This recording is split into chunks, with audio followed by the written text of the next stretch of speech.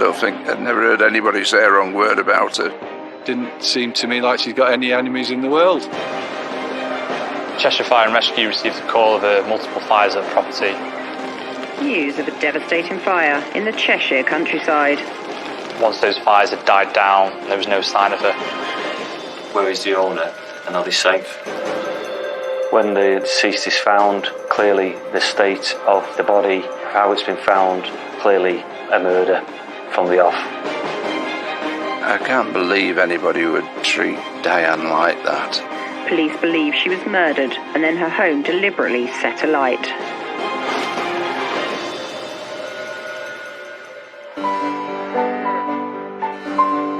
In the middle of the Cheshire countryside lies a quiet, quaint hamlet.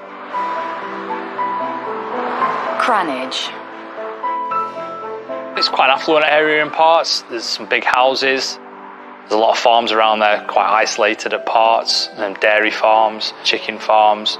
As well as being quite small, there's obviously the classic community feel towards it, whereby everybody knows everyone, and that's pretty much central to a place like Cranage. The area is a really desirable place to live. I mean, a lot of people with a lot of money want to come and share what we've got out here. You know, we've got quite a lot of famous footballers in the area. It's a lovely area, and it's just a nice area to live.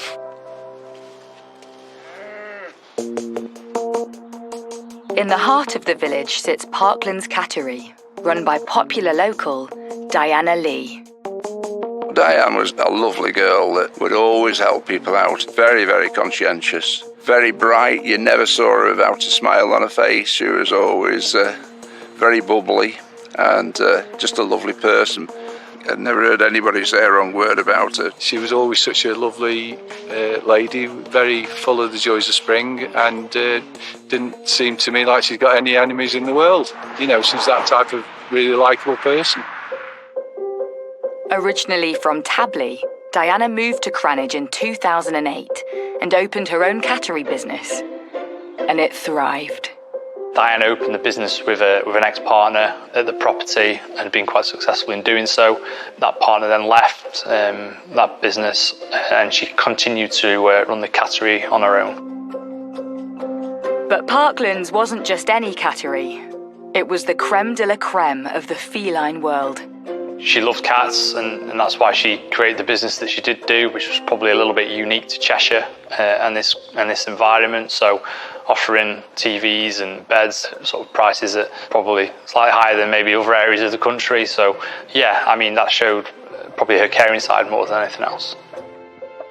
I think anybody that wanted to trust anybody with an animal, you'd only have to be in the presence of Diane for a few minutes and you'd soon be contented the mind that your animal would be in safe hands and well looked after, well cared for, because she's just that caring nature.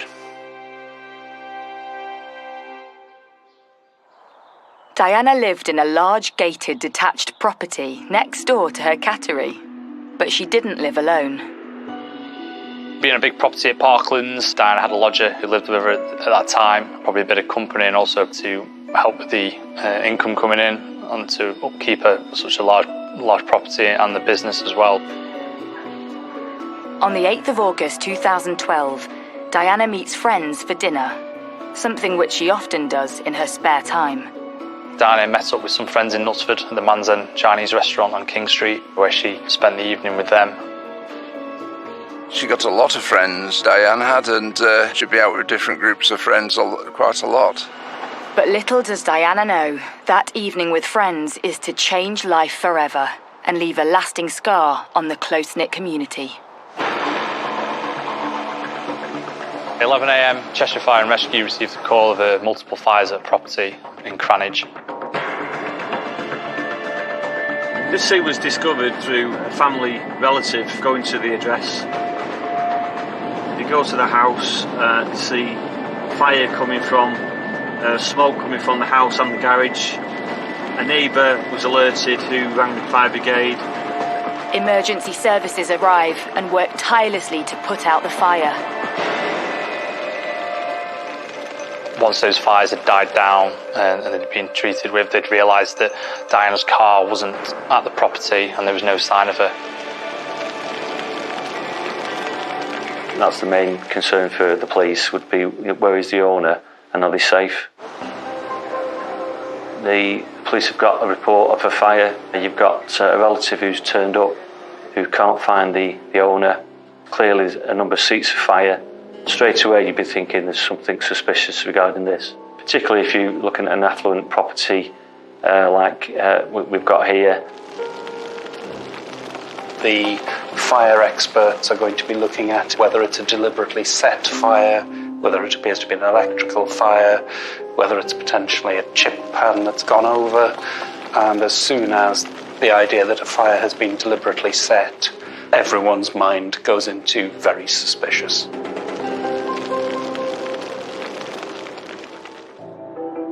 Fire officers keep searching the property grounds and enter the adjacent garage. And what they find changes the course of the investigation. They found her body at the property, and at that point, police were called to investigate. When Diana's body was discovered, the most obvious thing that would be clear to the first attenders is that the body was, certainly on the surface, badly burnt. That raises a whole number of possible scenarios. An accident, misadventure. Cheshire police immediately arrive at the scene. In the time I've served in the police as an investigator, I've been involved with many inquiries. The early priorities are the scene, first scene where the victim is. But it's where Diana's body is that raises suspicion. She is found lying face down on a wheelbarrow. She is naked, covered in shredded paper and bedding. Her body battered with horrific injuries. When the deceased is found, clearly the state of the body, how it's been found, is clearly a murder from the off. Police believe the extent of the injuries are not just caused by the fire, so a murder investigation is launched. The most important thing is to preserve the scene. The slightest disturbance of a scene, by trampling through it, walking through it innocently, it causes contamination. So it's really, really important to make sure that it's cordoned off. You only get one go at recovering evidence from a body, and one that is already compromised. There will be a lot of discussion about what should be sampled at the scene, what should be done at the scene, what is going to be compromised by another action. So there will be a lot of effort going into preserving as much evidence as possible.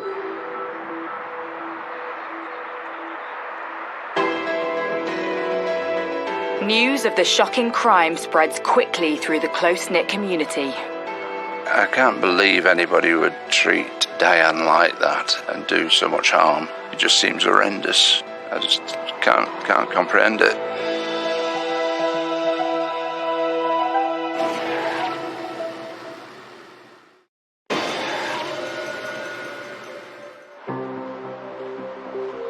In the quiet, quaint village of Cranage, the community is shocked at the news of a murder. But the previous evening, August 8th, started off like a normal night out for 54-year-old Diana Lee. At 8 p.m, Diana met up with friends and had dinner in a local Chinese restaurant. According to friends, she said goodbye to them at 10:15 p.m. before driving home. Early the following morning, Diana sent a text to a friend. Diana's phone records on the morning of her death showed that she'd texted a friend saying she wasn't feeling very well, she's feeling sick, and that she'd like her to collect a cat later in the day.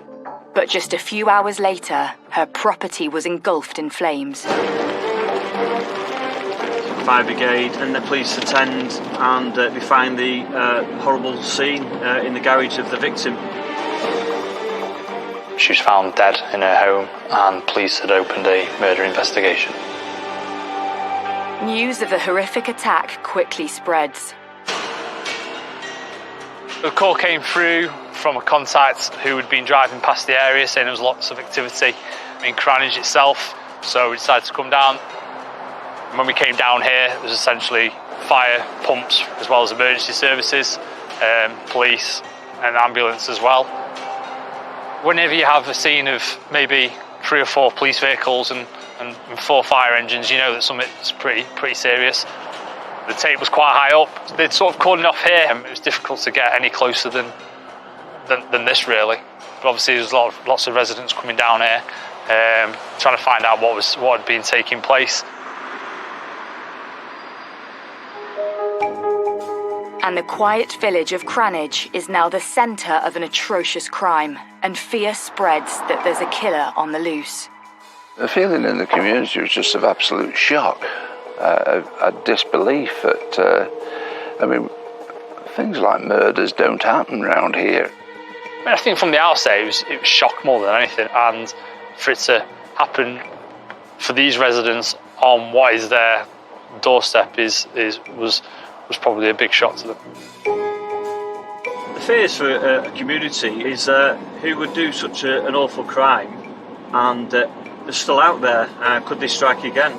There was a real lack of understanding of that somebody could do this. The question crossing the community's mind: who could have murdered Diana, and why? Certainly, any murder, there's rumour and speculation about the victim and the motive for a murder, or who could have done it.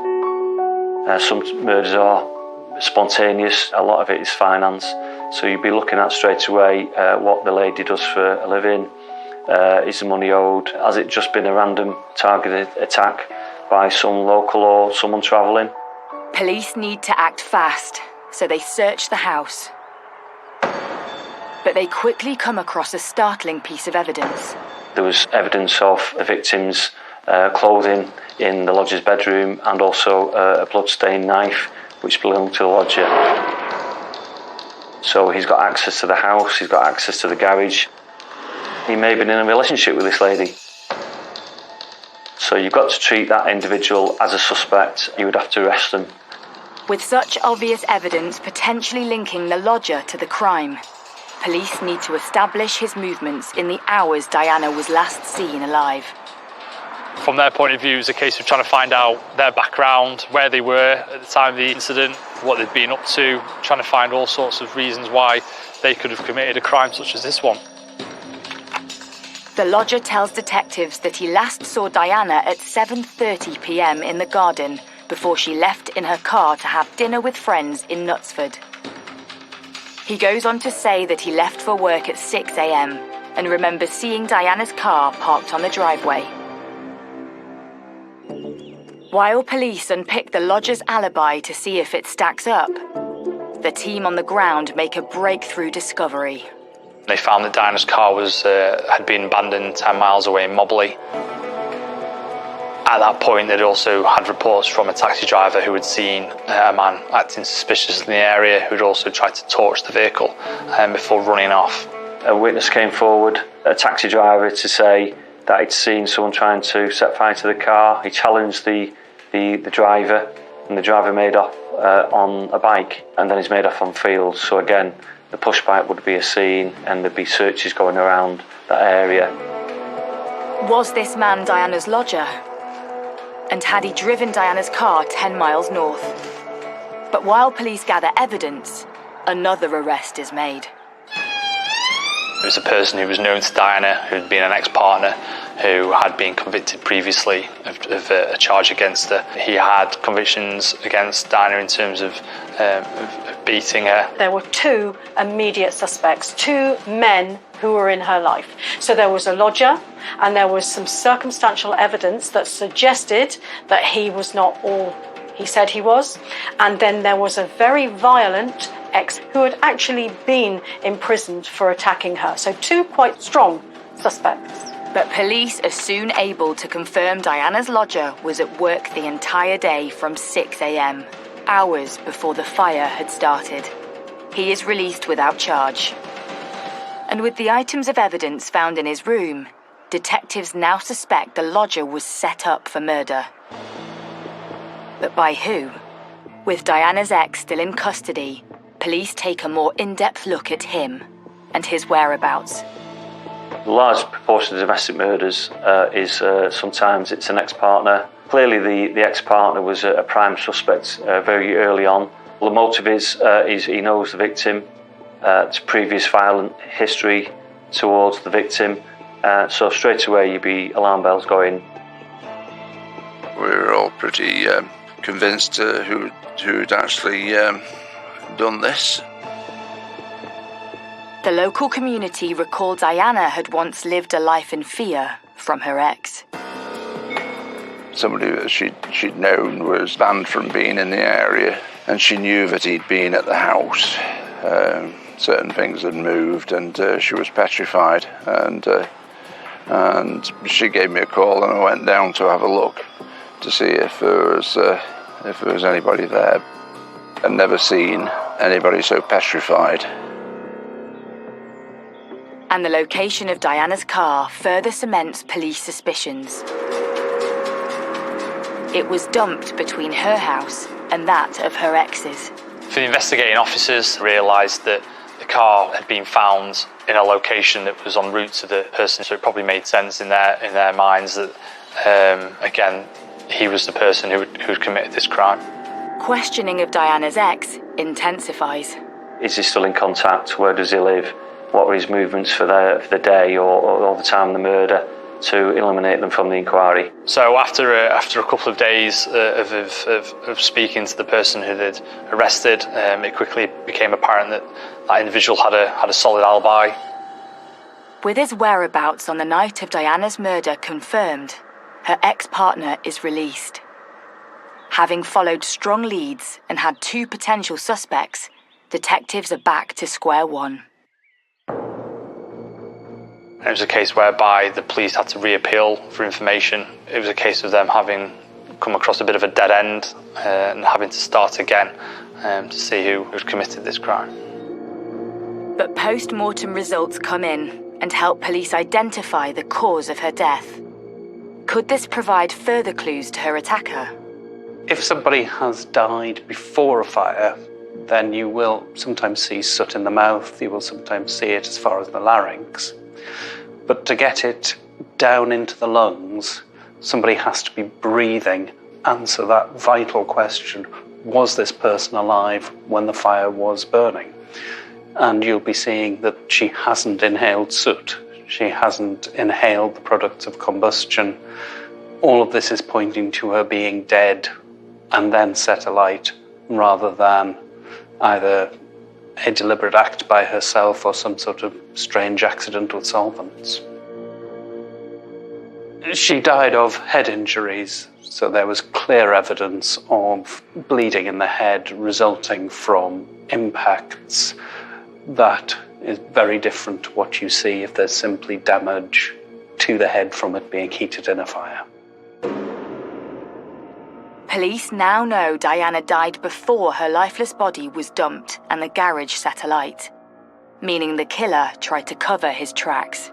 DNA will be damaged by the heat that the fire produces, but certainly trace evidence, if one looks hard enough, it can be recovered. Forensics locate a small amount of unknown DNA on Diana. And there's something else. There's no self-defense wounds. That information from the pathologist would clearly indicate generally that she knew the person was there with consent in the property, and that they weren't expecting that trauma to be caused to them.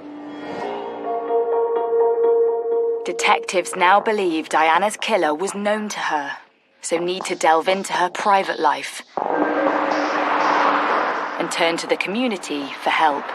Community is key to any murder inquiry because they're the eyes and ears, and they probably hold evidence what they don't know at the time. I get the feeling, as you do in so many of these cases, that Diana was actually quite a vulnerable person. She was living alone. She was probably fairly happy, having come out of an abusive and violent relationship. She was building things up again. Maybe the situation has arose where she was probably too trusting of somebody. Friends expressed their concerns that perhaps all was not as it seemed in Diana's life. I should imagine she was easily taken advantage of in a financial way because she was quite a wealthy lady. A few times when I saw her passing, she seemed like very troubled, as though she wasn't her usual self, and she was obviously hiding something that she was really concerned about, but she never really told me the full extent of it, and that was a bit of a worry for me, what was going on with her. But I think most people would have realised something was not quite right, but because she was a private person, she didn't really explain to me what was going on, and I just said to her, if you ever have any problems, you must report things if there's something you need to report. But she wouldn't tell me anything in detail or anything. With those close to Diana unable to shed light on her private life, the investigation intensifies, and police expand their search, trawling through local businesses and residential CCTV on the night Diana was last seen alive.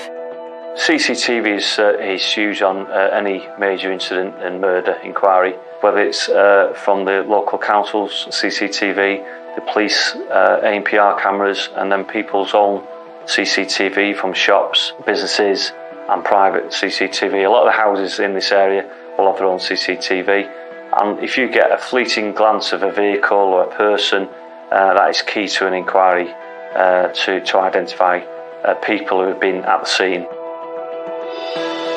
So for the police officers investigating this case, they had a bit of a break when they found the CCTV footage on King Street of Diana leaving the restaurant, but at the same time they were left slightly puzzled by her movements, which were caught on an ANPR camera, which saw her headed away from her home address in Cranage and towards the Altrincham area of Greater Manchester.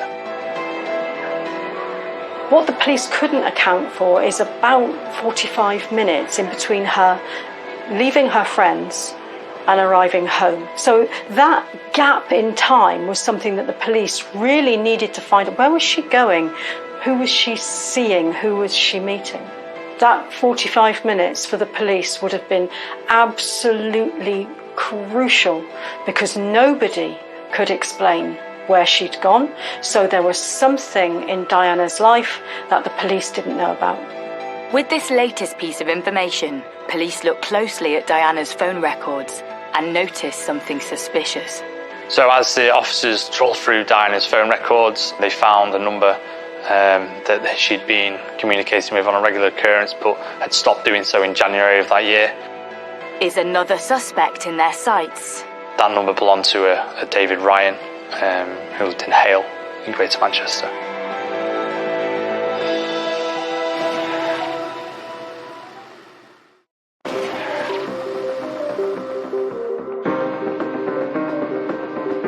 It's been several weeks since local Diana Lee was found murdered in her home in Cranage.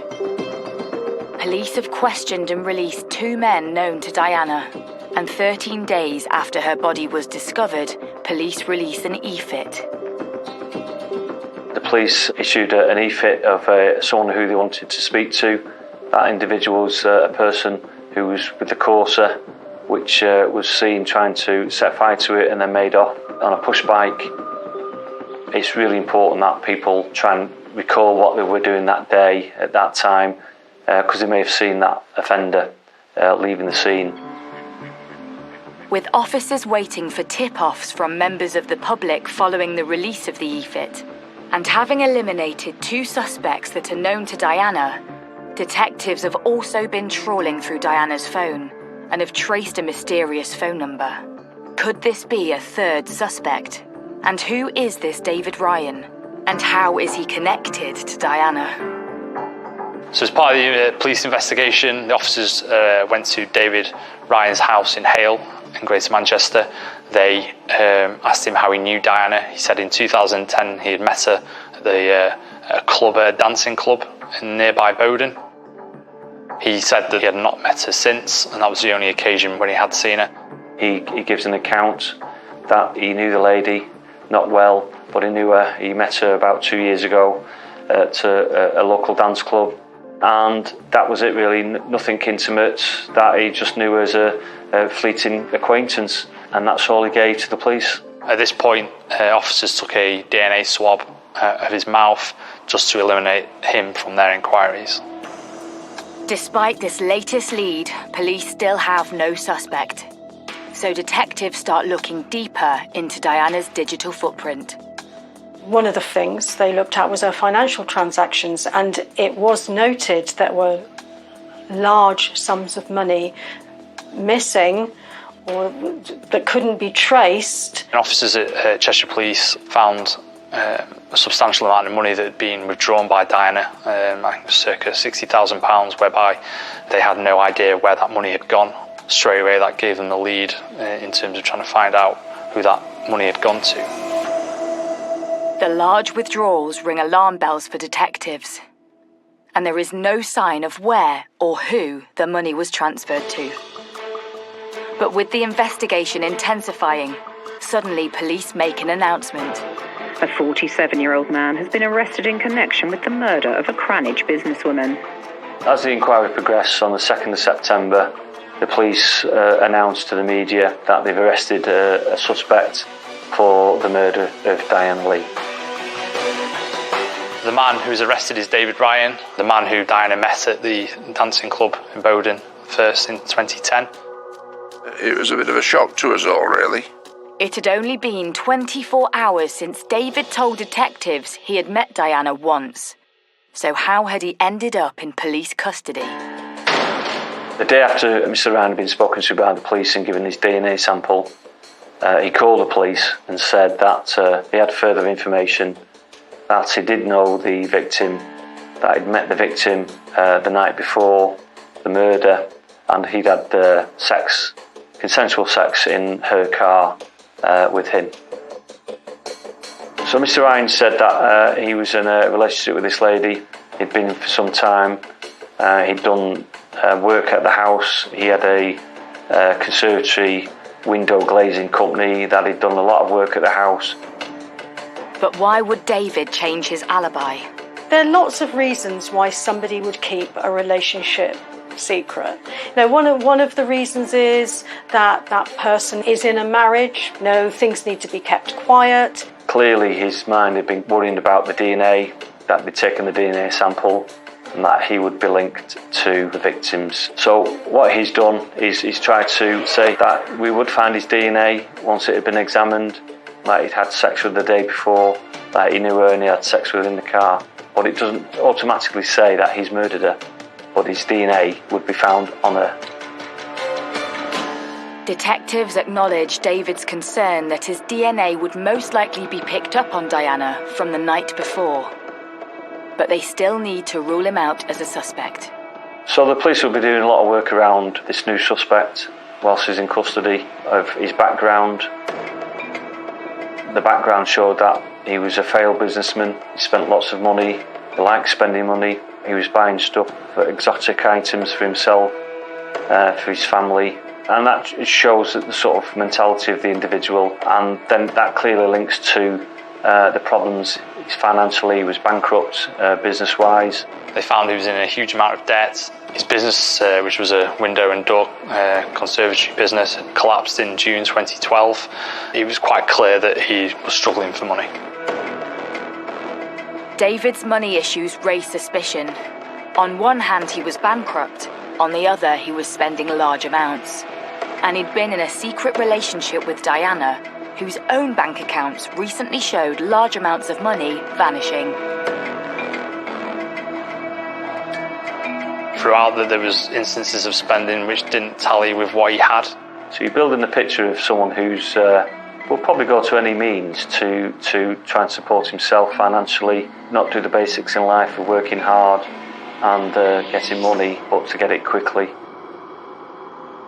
Intense investigations into both Diana and David's financial transactions ensue. and it isn't long before a link is made. The next stage was finding out that David Ryan had been basically tricked Diana into investing tens of thousands of pounds of her own money into companies that just didn't exist.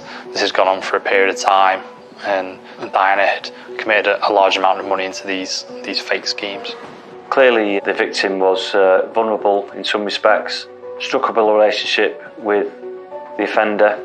He would have thought probably she was a wealthy lady, she had money, he was in financial troubles, his business was going downhill, he owed money out, and she was probably a target for Mr. Ryan to take advantage of financially. Forensic evidence is then uncovered, which appears to place David at the scene of the crime. There was a footprint found at the scene of the murder in the victim's blood, so that would suggest and confirm that whoever was wearing that footwear was at the scene after the victim had been killed. And that footwear was the offender's footwear, Mr. Ryan, and the forensic evidence supported the fact that it was his footwear and couldn't have been no one else's. And it appears David Ryan has been following the case closely. Computer analysis of his computers at his house and his phone, and it was quite compelling evidence circumstantially that he'd been searching on Cheshire Police website about the murder, where the inquiry was up to. Perhaps even aware time was running out. Background checks by officers into Ryan's computer's history found that he'd searched for countries that had no extradition treaties with the UK. Somalia was named, and a number of others. So clearly this is a man who wants to, or is thinking about leaving the country because he's done something wrong. This man is now trying a way out to disappear from the country, to get away from being arrested for this awful murder. Police appear to have finally found their man. And by collating all their information on David, they piece together a timeline of a murder. Diana had obviously left the Man's End restaurant in King Street in Knutsford. And they know that her car was caught by the ANPR cameras driving away from her home. From there, she'd gone to Hale in Manchester to see David Ryan in her car. She picked him up. They travelled back down to Cranage, whereby they spent the night. And then, obviously, in the early hours of the morning, for whatever happened and whatever reasons, Diana was murdered. Having killed the person he's been having an affair with for almost 2 years, David then sets a scene. So following the murder, Mr. Ryan decided to cover his tracks, planting evidence in the lodger's room, using a dagger, leaving it there that he'd used to commit the crime. He'd also then started to plant various fires around the house. He tried to burn the body to try and get rid of forensic evidence. The problem being that he found that where he'd started those fires, there wasn't enough oxygen for the fires to let hold. The fires just burned themselves out, so they didn't have the effect that he wanted to. His plan, quite clearly, was to destroy the whole property, to make sure nothing was left, to make sure no evidence was left behind, so nothing could be traced back to him. This was all about him getting away with it. This is about him walking away and leaving whatever behind him. This wasn't about anger. This wasn't about passion. This was, how do I get out of this? And can you imagine using that amount of violence just to get out of something? The police had sufficient evidence to go to the CPS to charge Mr. Ryan with murder. But what really went on that fateful morning? And what may have driven David to murder Diana?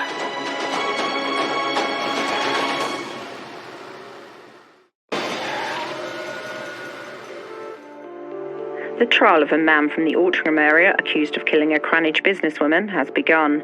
Diana Lee, who was 54, was found dead after a fire at her home last August. It's been 10 months since Diana Lee was found murdered in her home in Cranage. And 48-year-old David Ryan faces trial for her murder at Chester Crown Court. Heading into the trial for this crime, I would clearly be concerned of all the evidence we've got. Have we got sufficient evidence to convict him beyond all reasonable doubt for a jury to believe the prosecution case and it's watertight? The last thing you want to do is go to a trial and there be some error or some process we haven't done. The continuity evidence has been missed somewhere and it be brought up at a Crown Court trial. Local reporter James Wilson recalls seeing Diana's killer in the flesh. On the first day of the trial, it was a bit of a surprise to myself to see Mr. Ryan stood there. He probably wasn't what you would describe as a person who probably capable of committing this crime, essentially. He wasn't very big, looked quite meek, and he was obviously incredibly nervous as the proceedings were about to begin. The prosecution begins by setting out its case to the jury. The prosecution outlined a really strong case in their opening statement. They detailed where the DNA had been found in the property, including the bedroom and other parts of the house. Quite a lot was backed up by phone records and evidence of the ANPR cameras around the area. It was an incredibly strong case and probably quite surprising that Mr. Ryan at this point was still pleading not guilty. The prosecution reveals to the court how David first responded to police. I think police officers were quite taken aback by Ryan's reaction to the request for a DNA swab. He wasn't happy. He became quite agitated, and he suggested he didn't want to do it. It was only after persuasion by the officers involved that mouth swab was completed. The prosecution reveals further evidence in relation to a text Diana sent. The police searched details on her mobile phone records. They found out that text messages had been sent in the morning to her close friends saying she'd been unwell. A simple text message, but one which immediately flags suspicion among investigators. The text was sent early on the morning of 9th of August, when Diana was already dead. An expert gave evidence at the trial to say that was unlikely to be the victim's text message by the language used in the text message. So sometimes we will use different experts in certain fields, and this expert would say that it wasn't the normal language used by the victim, but more likely to be used by the offender. A linguistics expert tells the court that the style of the text message did not match Diana's typical style, but it did match David Ryan's. Despite hearing evidence linking David Ryan to the murder, the court hears he has no previous convictions. So what would lead him to commit such an atrocious crime? But as the trial unfolds, more information comes to light, hinting at a potential motive. Obviously living in Hale, it's a very affluent suburb of Greater Manchester. Maybe from his point of view there was a pressure to keep that up. Maybe there was a pressure to keep up that pretense that he just couldn't do anymore. This man was in financial dire straits. Now, that is one of the triggers that can cause big problems in a relationship. He may have feared that his wife was going to leave him because of these enormous debts. He may have gone out and looked for someone like Diana to be able to get some money to fix the other situation. I think he targeted Diana for money, and the reason I think that is because he spent all the money on his wife. He spent all the money on IVF treatments, on holidays, on things for his other family. He did not get invested in his relationship with Diana. So, no, I don't think he was in love with her. He'd already taken a substantial amount of money from Diana on the premise of investing in things that just didn't exist. But as it transpired, the deeper he got in, that was actually becoming a bigger threat to the other situation than perhaps even the finances were in the beginning. Somewhere along the line, this man is living a lie. He's married, he's got a child, he's been in another relationship with someone secretly, and unfortunately all these things come to an end somewhere along the line. And in these circumstances, I would have thought in relation to the victim, she's gone to his house the night before the murder. She's collected him in her car, brought her back to her house. Diana started asking questions about the investment. You know, the money that she'd given him, where was it? How was it doing? Was she going to get any back? She wasn't a rich woman. She couldn't just chuck this money away and think, oh, well, you win some, you lose some. And I think that he was under increasing pressure from her. She was going to possibly tell someone, tell their wife, or go to the police to say, he's targeted me. So was David trying to protect his wife from finding out about his affair and his conning Diana out of money? And there's a stage where there's a trigger. He was more worried about his wife finding out and her maybe leaving him. He wants to protect the relationship with his wife, but we can't simplistically say that that is because he's so in love with his wife.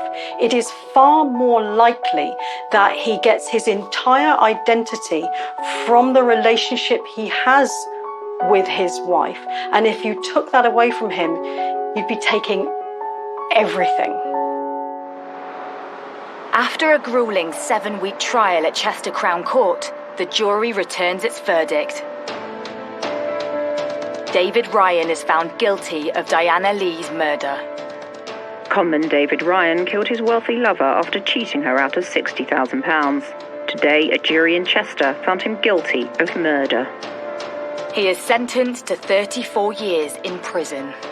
There were shouts from the gallery from people connected to Diana who were obviously incredibly emotional at that time, hearing what they wanted to hear. Mr. Ryan was again pretty much motionless throughout this reading.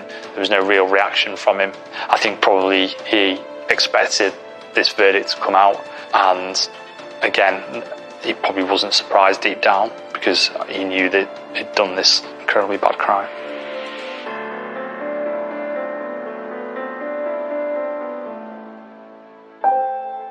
I think the most awful thing about this case is how dispensable Diana was to him.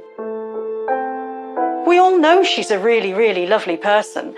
There's the lodger, who he doesn't know very well, but he's quite happy for both of those people to take the fall to protect his life.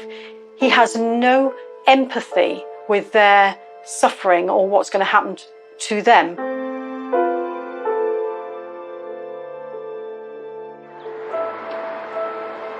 With David now behind bars, the local community look back and think why Diana, a successful and popular business owner, might have let a criminal into her life. Diana didn't behave strangely when she gave the money to Ryan. She behaved in a way that any of us would have behaved in similar circumstances with the same information. She didn't hand over money to a person who she thought was dodgy or that she didn't like. She was taken in by him. She may have been lonely. She cared about him. She trusted him. We give money to people we trust. She wasn't a stupid woman. In hindsight, or from where we're sitting, we can say, I would never have done that. Well, I guarantee you, if you felt the way that she did, you might well have done. It's just worrying, really, what can happen to you. And obviously happened to Diana, which is such a shame, because she was such a lovely lady. Still in everybody's minds, still can't believe what's happened. It's just a tragedy.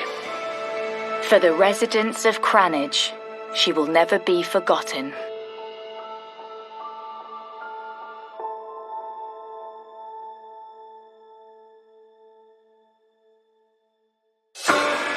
We're Kent-bound as the experts fight an unseen enemy. Follow the action right from the beginning as new Cobra Cyber War starts. Thursday at 9.